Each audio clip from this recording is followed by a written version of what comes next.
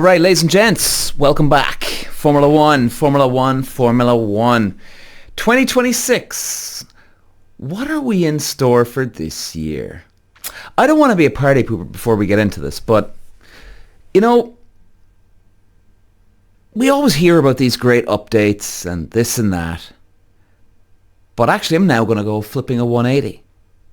What I love about this year, and we're going to get into the technical aspect of this very soon on the show, is that, yes, it's always like, no, well, it's always the same thing. There's always hype about this and about that and blah, blah, blah. And then we all get disappointed, right? Hearts just drop to the floor, drop to the ground, smash into millions of pieces.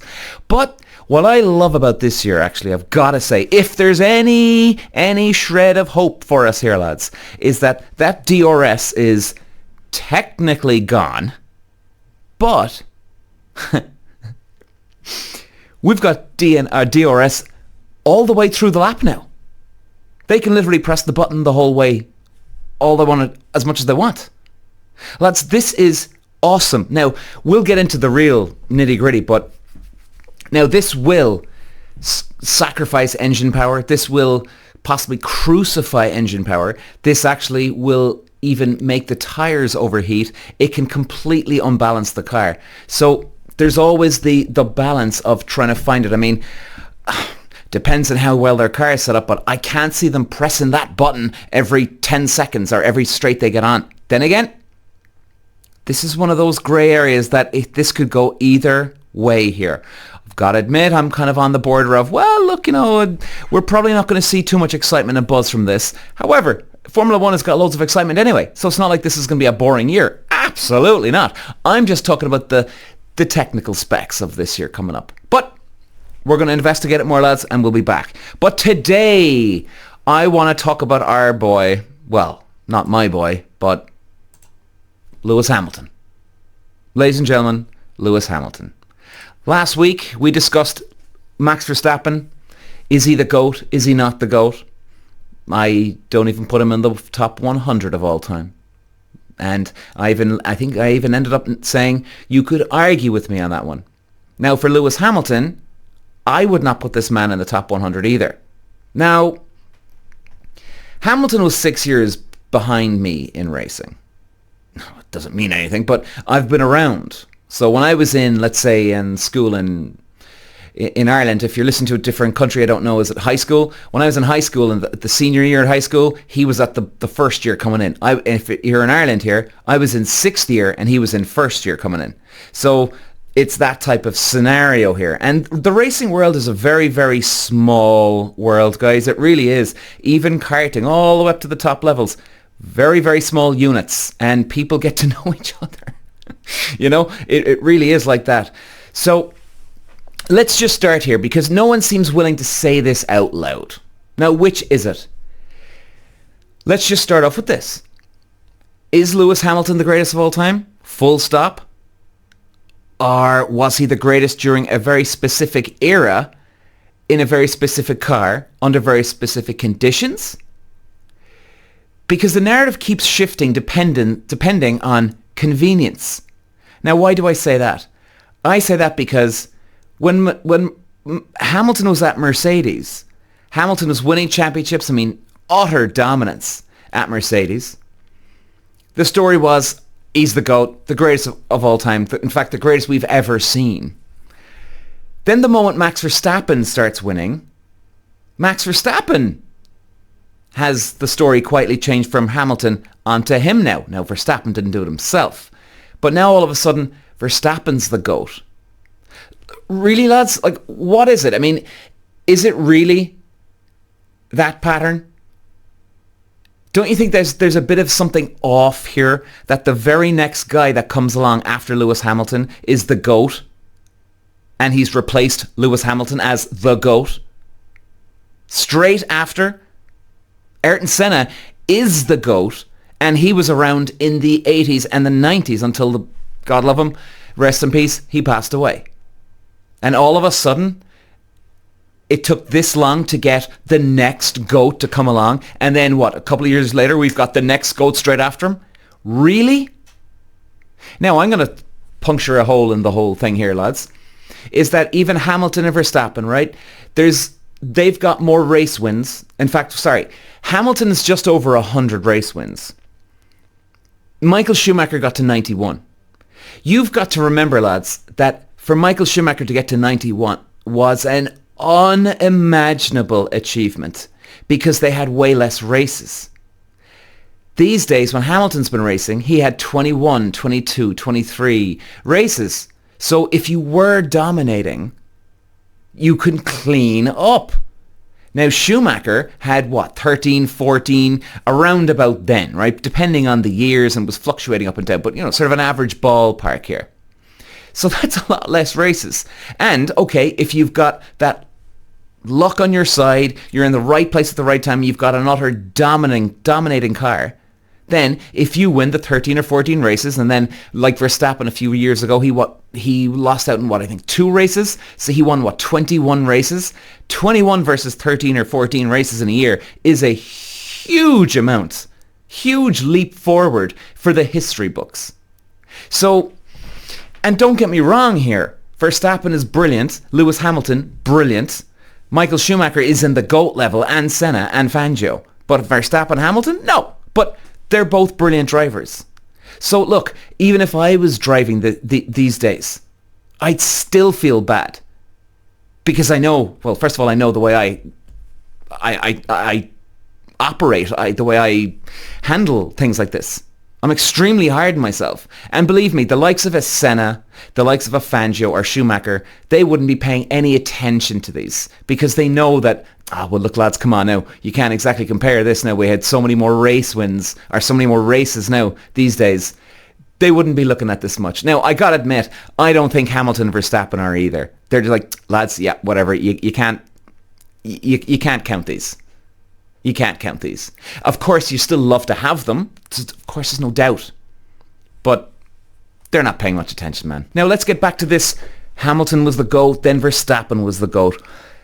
Lads, real greatness doesn't just evaporate the second the environment changes. It doesn't. Senna, Schumacher, Fangio, they had some disastrous years.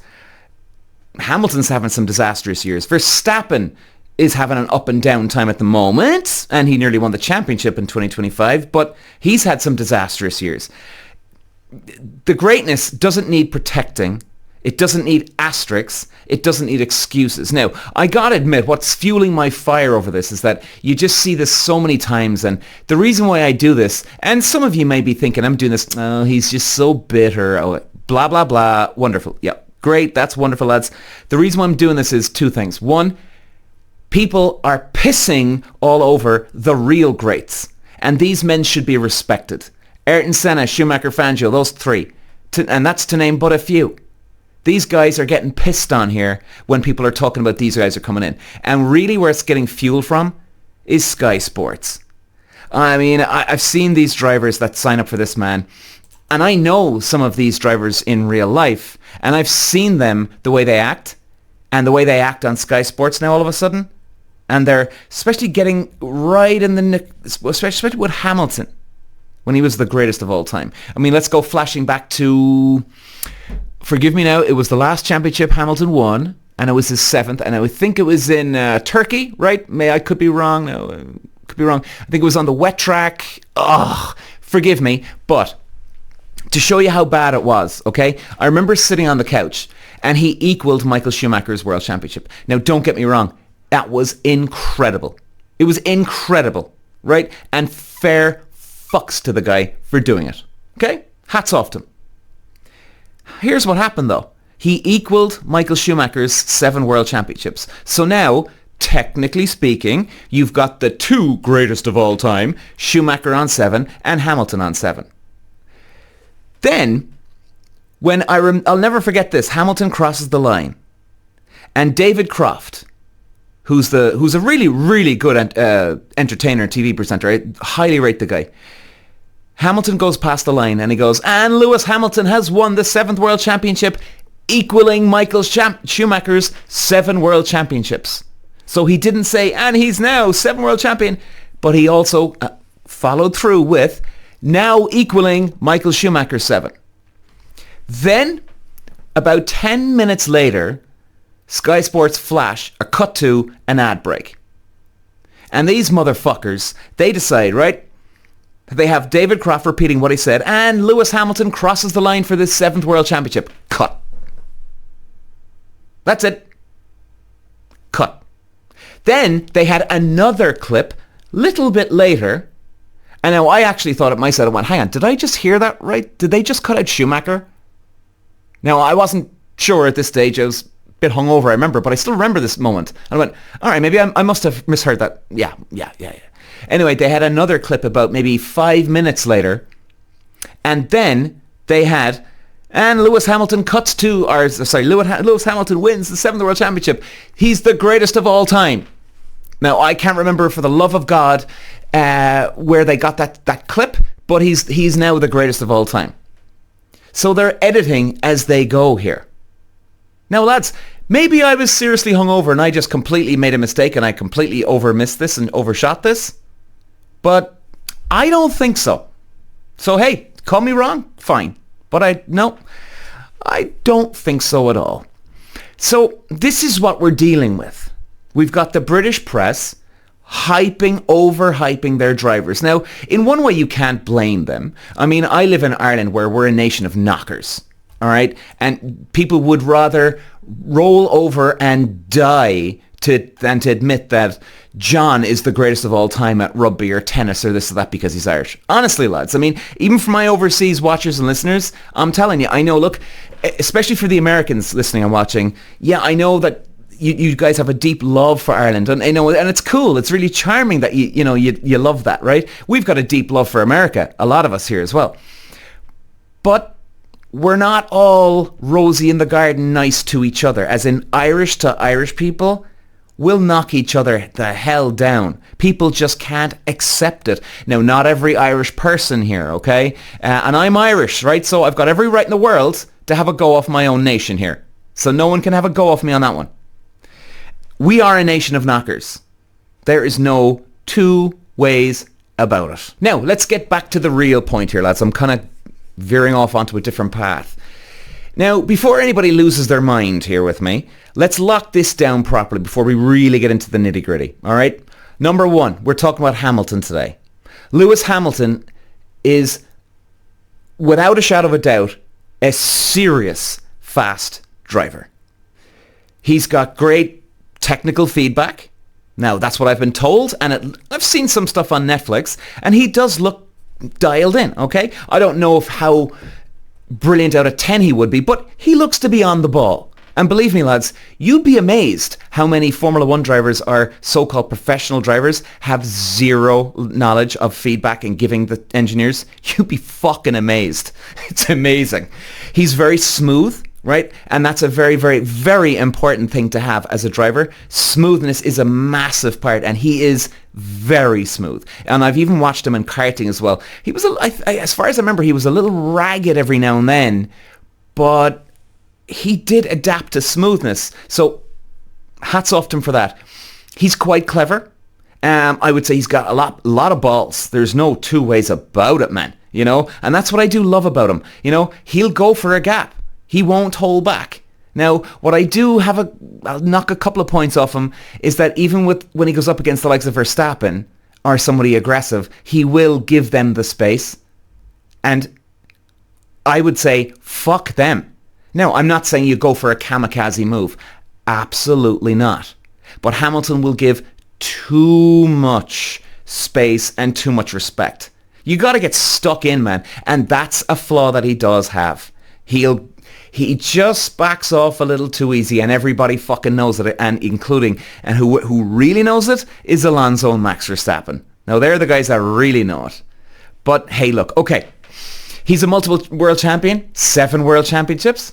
Incredible. I mean, even when, I gotta admit, I had a lot of admiration and respect for him when he won I think it was his 2nd world championship with McLaren at Brazil, and he won it on the last lap at the second last corner. Now, it's technically, I suppose, well, really it's the last corner, but I think on the track map it's the 2nd or 3rd. But anyway, we'll call it the last corner. I mean, because it was a wet track, he had to hold on in there, and It was very, very tough conditions, man.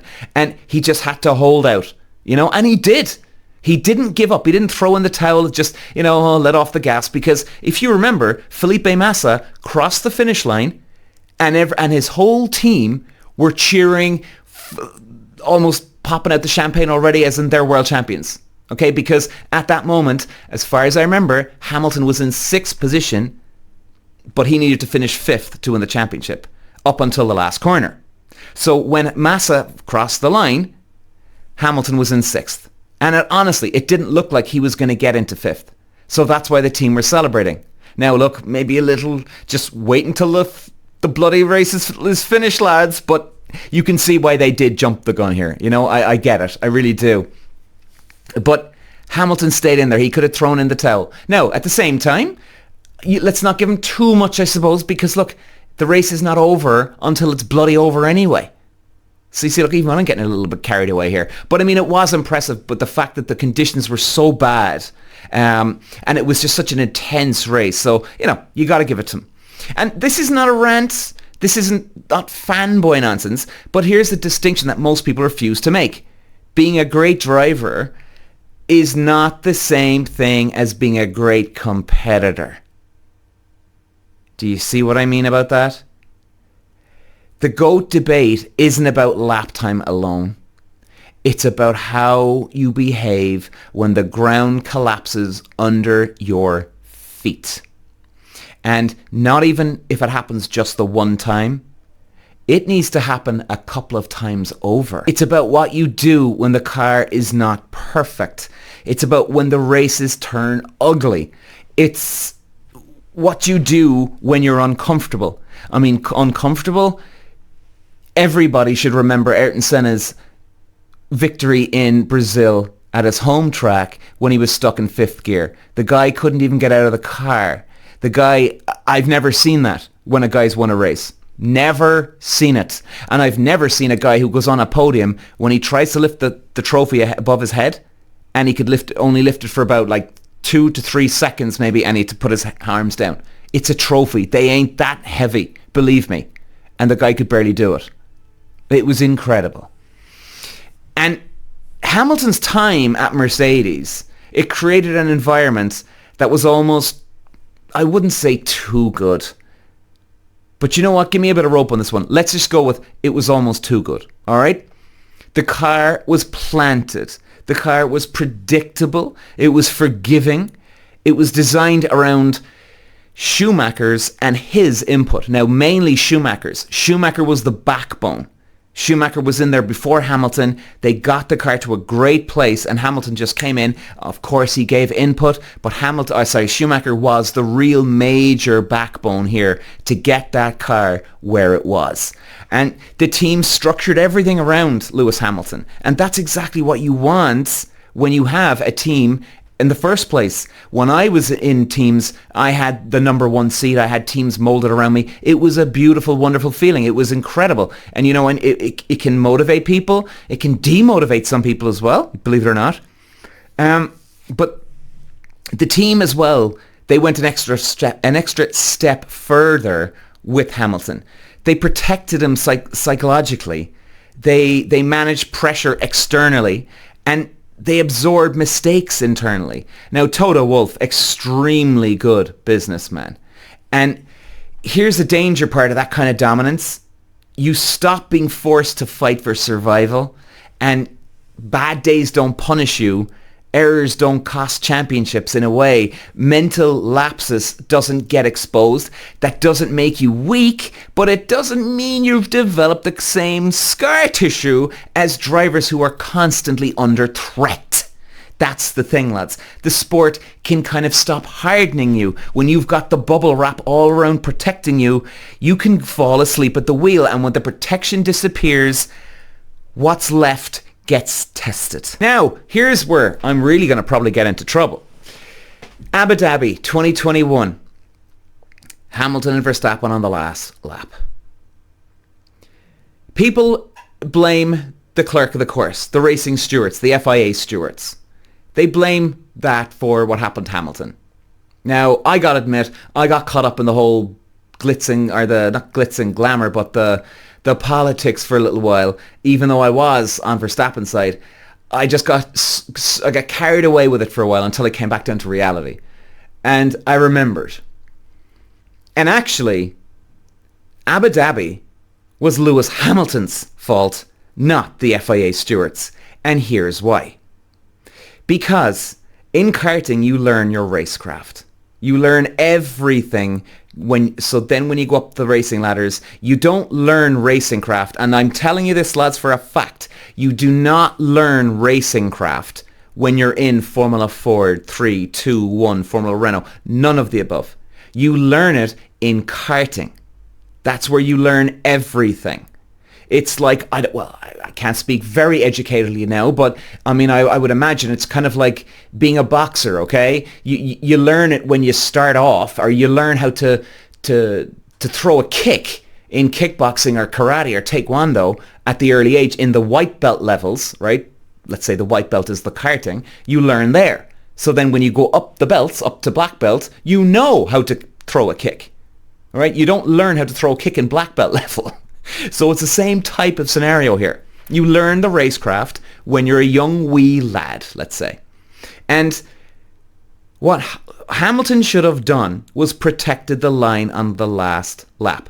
So in other words, what I'm saying to you, throw out the FIA steward bollocks. Yes, he made a weird call, and yes, he made it close. But he certainly did not throw it away for Lewis Hamilton and Mercedes that day, and he certainly did not hand it to Max Verstappen. Here's why. Because when Max Verstappen shot off on that last lap, he was on the soft tyres, Hamilton was on the hard. Then we see, 3 or 4 corners later, Verstappen is behind Hamilton. He then lunges at the last minute, at the last second, and takes the lead of the race on that last lap. Now, what Hamilton knows all too well, by the way. This isn't that he doesn't know this. He knows this all too well. What Hamilton should have done, and this is a classic racecraft maneuver, strategy. What Hamilton should have done, first of all, he knew what tyres Verstappen was on, so he knew he was fucked. Okay? He knew Verstappen was going to go for a lunge, because it was either whoever finishes ahead wins the championship, and Verstappen still had the advantage of, if the two boys end up in the gravel trap, Verstappen is the champion. So Hamilton, everything was in Verstappen's favour right now to go for a lunge. Okay? Everything.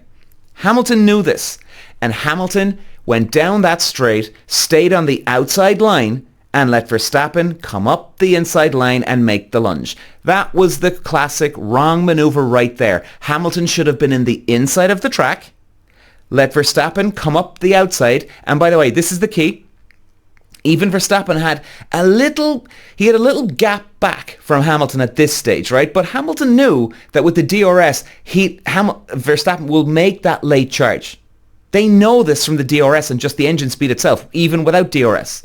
So Hamilton knew, right, what he should have done, go over to the inside of the track, make sure Verstappen stays on his slipstream, and then actually slow up a small bit. Listen to me. Slow up a small bit. Let Verstappen shoot over to the outside. Then Hamilton should have come over, followed him over to the outside, kept the squeeze on him, not knock him off, but kept the squeeze on him, and made sure that when Hamilton was turning in on that left-hand corner, that Verstappen was on the outside, and he fucks up his momentum coming on to the next straight. This is a classic karting racing maneuver, and he didn't do it. Let me just repeat it again. They were going down the straight. Hamilton's on the outside. Hamilton should have popped over into the inside, let Verstappen come up, slow down a little bit, and let Verstappen come up right next to him on level. Hamilton just squeeze over by him, don't knock him off, and then turn in very late, and then completely screw up the momentum for Verstappen coming through onto the next main straight. And Hamilton would have had still momentum coming onto the next straight. That's where Hamilton lost the championship in Abu Dhabi. Simple as that. And in fact, I'm going to go back to another story here. we're going to go off the topic, but this relates exactly to the Hamilton and Verstappen conversation we're having here, lads. Any Irish, well, you'll definitely remember this. In the World Cup football World Cups qualifying years ago, Ireland was against France, and Thierry Henry, the French player, handballed the ball in the goal box. Look, I'm not up to speed on football, okay, so forgive me, but he definitely handballed it when he shouldn't have. It should have been a penalty to Ireland, and he didn't, okay? So, there was huge, massive uproar. Hey, I even got caught up in it too. But there was one man on this planet, and I love him, he's a Cork man, and one of the greatest of all time, and Roy Keane. Roy Keane was interviewed about it. Now, everybody at this stage was saying, oh, it's crazy, what happened is... And then there was people defending Thierry Henry saying, well, look, Thierry, yeah, he did make a mistake, but he wouldn't have meant it. It was just a caught up in the moment thing. Okay, that was what was going around town at the time. But Roy Keane cuts straight through the crap.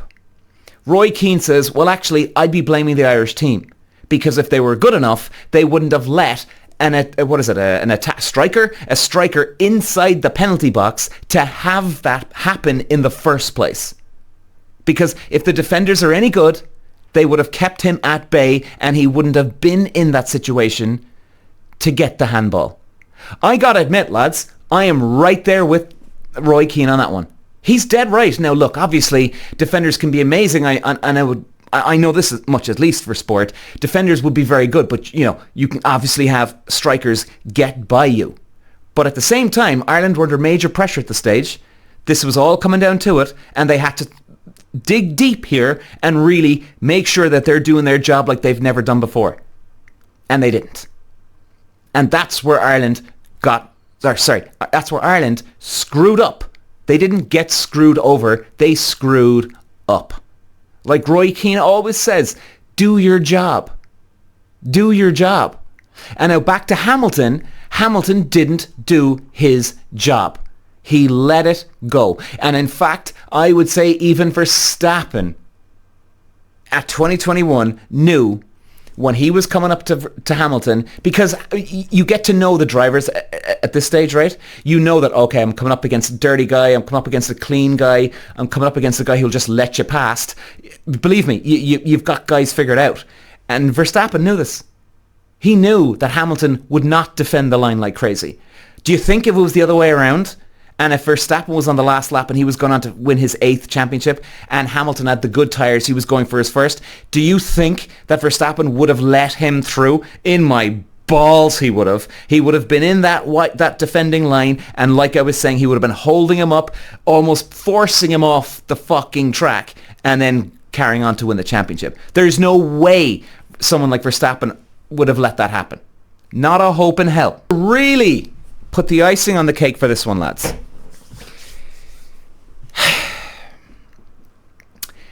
This is the clincher, I think. This tells you that he is not the GOAT. He's not even close. And if you don't believe me, watch the Netflix documentary. Hamilton in Drive to Survive. Now, forgive me, I can't remember what year or what season of Drive to Survive. It may be season 2, maybe 3. It's when I think it's Mercedes' 150th anniversary, and all the team got dressed up, and they're at the Germany Hockenheim track, Formula 1 track, and all the team, the mechanics and engineers, they're all dressed up in the old hats, the shirts and the shorts, so that might give you a ballpark or where I'm going with this. So they're at that track, and now Hamilton's leading the championship at this stage, and they're having a nightmare of a weekend. We get to the race. It's a wet track.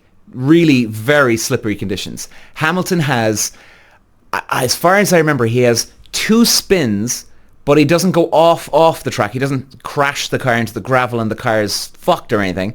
He just has 2 offs, but manages to keep the car going. And then the guy's lying in 10th position. He goes onto the team radio and he says, guys, I think we need to retire the car. Toto Wolff comes on. Basically, this isn't exact words, but he goes, no, Lewis, finish the race out, get the points, right? Get the points. Hamilton decides to stay out anyway. Now, why am I bringing this up?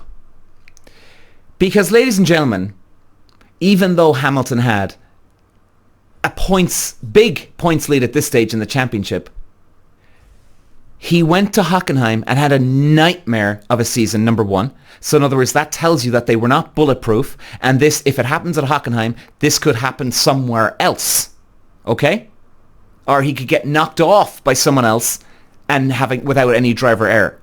Things happen in Formula One. Things happen in life, for God's sake. Things happen in any business, in any sport. And he wanted to retire. Now, he could have clinched one championship point. Now, let's look at the 2025 season. Verstappen was nowhere. He ends up being 2 points behind Lando Norris at the end of the year. Now, imagine, even out of all the 24 races for Verstappen last year, that's a lot of races. Imagine if you went back to, let's say, I don't know, the second, third, fourth, or even fifth round of the season, right? That's a long time ago. That's very early in the season. But imagine if Verstappen had, instead of like, let's say an example, let's say instead of having a fourth, he had a second position. Or if instead of having a third, he won the race. And then you flash forward to the last round, those 2 points would not have been 2 points anymore. And it's not from his late charge in the year.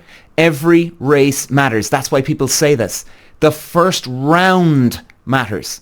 Even it could have been the first round of the year. He could have had even just one higher up position finishing, and it could have got him his 5th world championship.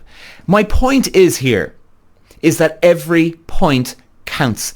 Ayrton Senna, Michael Schumacher, Fangio, if they were in that situation, of course, they'd be cursing in the car or whatever. They'd be pissed off that they've got to this stage, but they'd still be saying to themselves, get this point, because they know that if the championship can come down to one race. I mean, fucking hell, lads. We even just talked about Hamilton in Brazil when he won his 2nd world championship, okay? It came down to one corner. One corner. Bang. Flip the championship. Now, if it can come down to one corner, couldn't it come down to 1 point or one better round result? I mean, look at Oscar Piastri at Baku. Fell asleep at the wheel. He was 31 points ahead, and the guy doesn't win the championship. He doesn't win the championship. And Max Verstappen even overtakes him in the championship. You know what I mean? He threw away a lot of points. 25 points, Baku. So guys, Senna, the greats, would bleed. And I mean they would suffer. Even if they had 101 temperature with the flu coming down on them in the car, they would have went for it. Now, they probably wouldn't have finished the bloody race with something like that, but I can guarantee you they would have not quit, because there's no goddamn way you'd leave one shred of even a half a point on the table. They would have scrambled. They would have bled. They would have crawled over fire to get that one bloody point. Hamilton didn't want to fucking finish the race. He was forced to from Toto Wolff. And I'm telling you, the GOATs, they don't need convincing. You don't need to get on the radio and say, well, come on, John, finish the race up, buddy. Let's go. And let's not forget, Hamilton wasn't having a disaster year at this stage. He was just having one disastrous race. Okay? This isn't like endless suffering and trying to get back and clawing your way back all the time. This was one fucking race, and he couldn't hold it together. Now, he was sick, apparently, at the start of that weekend, right? But so what? So what? He still finished the race, so it obviously tells you he had enough in the tank to get through and cross the line. But no, man. Nope. Not a hope in hell I'm giving him a goat label. Now look, lads, let's round this up, okay? I don't want to be pissing all over the guy, because like I said, he is the great. Okay, what I actually meant to say was, he is a great driver. He's a brilliant driver. And, and I've got to hand it to him. He's been a great, what would you call it, ambassador for black people in sport. Now, in many ways, that's been diluted anyway because there's so many great, unbelievable black athletes in sport anyway. I mean, look at Michael Jordan, for Christ's sake. So many other blacks in different sports. But I suppose really for motor racing in general. All right? Motor racing in general. He's been great for black people, which is fantastic to see. He's a great multi-world champion. No doubt about it. He's not the most ruthless. He's not the most mentally invincible. He's got flair. He's got balls. Let's go back to even his first year in Formula 1. He only lost the championship by 1 point. That was great going, man. That was really good going. Now, at the end of the day, to be honest, when you're a race driver, there's not much difference between he came from, I think, Formula Renault or Formula 2, I can't remember, but there wasn't much of a jump anyway. Like, guys, if you know how to race a car, you'll know how to race the up and coming level quite quick. You might have to get used to the brakes, the brake efficiency and the power, maybe the acceleration, the speed, but that doesn't take long. Okay? It doesn't take long. But he still did a fantastic job. And I've got to hand it to him. Since he lost that 2021 World Championship, he's not complaining as much. And the amount of complaining he does, lads, the GOATs don't act that way. Senna, he did have a bitch and moan every now and then, but it wasn't complaining like some Gen Zer these days, okay? He was like Veruca from the Chocolate Factory. Daddy, I want it now. I want it now. Right? It's crazy. He was like that. It was mental. And it just make you just disgusted when you listen to him on the radio. However, since 2021, man, I gotta say, and you know what? I actually am almost tearing up for the guy because my heart bloody did go out to that guy. Honestly, I was so anti-Hamilton before Abu Dhabi, and then when I saw his reaction and the way he came back with the humbleness, I gotta admit, man, I have a lot of respect for that guy, honestly, as a human being. I think the guy's grown a lot in the last couple of years.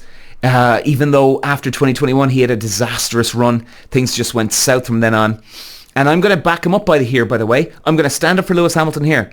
There's a lot of people saying that now he's gone to Ferrari, that, he's too old, he's over the hill, he's not motivated anymore after what happened in 2021. I'm going to stand up for him here. That's absolute total bollocks talk. Total bollocks. Michael Schumacher was in his 40s and he put it on pole in Monaco. That's a hard place to put it on pole. Really tight. You need a lot of fitness for a place like Monaco, and Schumacher still put it on pole. And Hamilton won the sprint race in China this year. Or sorry, not this year, in 2025 last year. That doesn't tell you that he's lost it. He has not lost it. He's not lost his mojo. Absolutely not. The guy just hasn't had the setup, the car. He has had a lot of things go wrong in the last few years. And in Ferrari, I've said this even before he went to Ferrari. In fact, I was even saying this a couple of years ago, before there was even talks of him going to Ferrari, that a lot of drivers can go to a team and be the number one guy. Ferrari don't have a number one guy. Now, it can, the scale can tip either way sometimes every now and then, but it certainly doesn't drop to one side and the other one is up in the air. No. The last time that happened was Schumacher. But since then, it's not been like that. It's not been like that. Ferrari are the movie star. They're the number one, not the driver. And Hamilton does not have the team gelled around him. He doesn't. And he's struggling. He is struggling. Now, I honestly think if they can get their act together the team, not Hamilton, if the team can get their act together and if they come out the gate storming in 2026 with an unbelievable car, it's better than the Red Bull, it's better than the McLaren and Mercedes, you'll have Hamilton and Leclerc winning races. Hamilton has the mojo still. He's got the talent still. It's not like, oh, where did that go? He still has the fucking thing. It doesn't go away. The only way Hamilton could get slower is if he just doesn't work out. That's the only reason, because the guy still loves to drive. Now, if he lost his passion to drive, well then that's a different story. But the guy hasn't lost the passion. He can still clock in quick bloody laps. He's just had a nightmare of a season. So, I gotta admit, even though you might think I'm pissing all over Lewis Hamilton today and Verstappen last week, guys, I'm not. I'm just trying to get the people that are stuck their head in the sand, they just go around with their Verstappen t-shirt and say, yeah, Verstappen's the great, and then the moment they say it, they stick their head in the sand because they don't want to hear it. Oh, la la la la la la la. And then the same with Hamilton fans. They'll give their opinion about who the greatest is, but then the moment you open your mouth, they don't want to hear it. So I'm sorry, lads. I have utmost respect for these two guys. Utmost respect for these two lads. We just can't put them in the GOAT list. That's all. And by the way, we're going to be talking about Lando Norris and Oscar Piastri coming up in the next few weeks. So, guys, listen. I want to thank you for watching or listening, and we'll see you again next week. Ciao, guys. Walsh running the Irish green, and look at the move he's making down to the inside. Moves to the front. What a move from 5th all the way to the lead in lap 1. Walsh takes win number 2. Peter Walsh.